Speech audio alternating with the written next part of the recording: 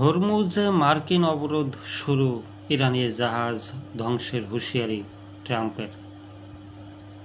Hormuz প্রণালীতে আনুষ্ঠানিকভাবে অবরোধ শুরু করেছে যুক্তরাষ্ট্র। এর পরপরই অবরোধ ভাঙার চেষ্টা করলে ইরানি জাহাজ ধ্বংস করে দেওয়া হবে বলে ইরানকে কঠোর হুঁশিয়ারি দিয়েছেন মার্কিন প্রেসিডেন্ট ডোনাল্ড ট্রাম্প।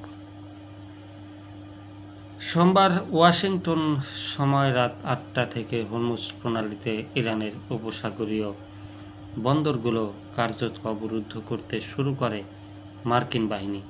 এ অবস্থায় সামাজিক যোগাযোগ মাধ্যম ট্রুথ সোশ্যালে দেওয়া এক পোস্টে ডোনাল্ড ট্রাম্প সতর্ক করে বলেন, ইরানের কোনো জাহাজ যদি অবরুদ্ধ অঞ্চলের কাছে আসে তাৎক্ষণিকভাবে সেটি ধ্বংস করা হবে। তিনি আরও দাবি করেন, ইরানের নৌবাহিনীর বড় অংশ ইতিমধ্যে ধ্বংস করে দেওয়া হয়েছে। যদিও কিছু ফাস্ট অ্যাটাক জাহাজ অক্ষত রয়েছে, তবে অবরুদ্ধ ভাঙার চেষ্টা করলে সেগুলো লক্ষ্যবস্তুতে পরিণত হবে।